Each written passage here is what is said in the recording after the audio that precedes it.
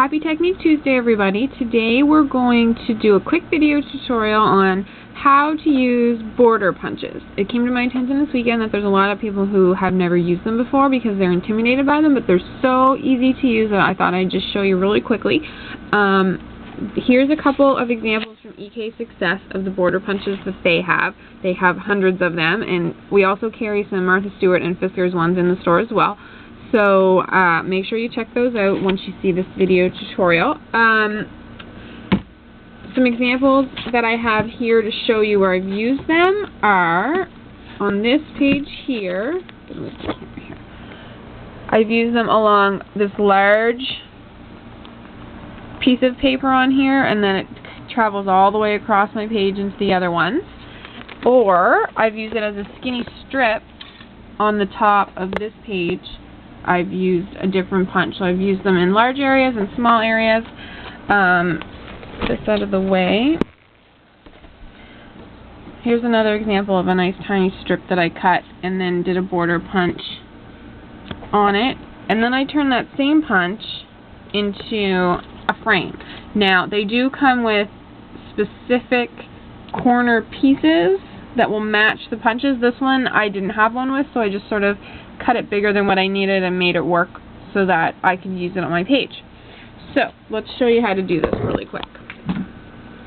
These are great because they come with a little sticker that go on here so that you can store them easily and still see what they are. So the stickers come and then you put them on this area here, and you can easily store them, you know, either horizontally or vertically, and you can see which border punches you have. They come with a little snap here to open them up so that, again, when you close it, it's much more economical space-wise for you to store them. So you're just going to open it up. I have a nice big piece of cardstock here to show you with. Now, I usually will turn my paper and my punch over so that you can see in behind, you can see where my paper is, so that I can line up the edge and I can start the edge right on the corner where I want it to go. And then you're just going to punch, squeeze the punch together to punch it out, and now you've got your first punch. Easy peasy. So now we're going to turn back over and work from the front. And I'm going to do this upside down so it's easier for you to see here, I think. Now, you can see on these punches that they have the pattern where you punch right underneath it, but they also have it printed on each side here, and that's so that you can line it up perfectly. So, you put your paper in, you're going to line the part that you punched into the printed part of it. You also need to make sure that you always keep your paper right up against the slip here. So once you get that lined up perfectly in here, all you have to do then again, squeeze the punch down, boom, you've punched it again. Oh look, of course, I missed a spot. So there is a gap. That's a good lesson, actually. There is a gap between where the printed pattern ends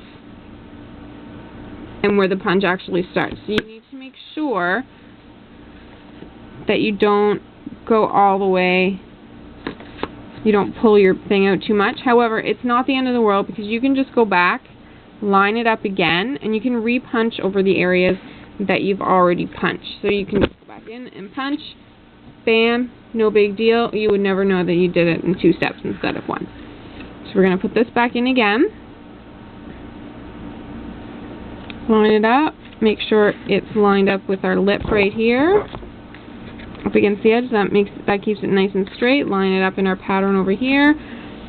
Squeeze down. Boom, next section done. A couple more times ought to do it. Squeeze down. You don't even have to take it out to check it if you don't want to. You can just keep sliding over.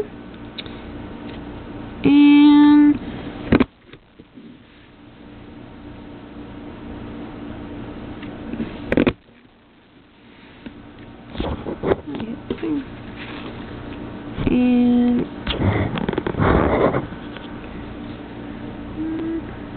one more time, and voila. So you can see here at the end, the punch goes off the end a little bit, but that's normal. And so if you're not going to use a full 12 by 12 strip, then you can just cut a long strip, do your punch across it, and then cut it to the right size that you want it, add it to your page, you're ready to go. These are great.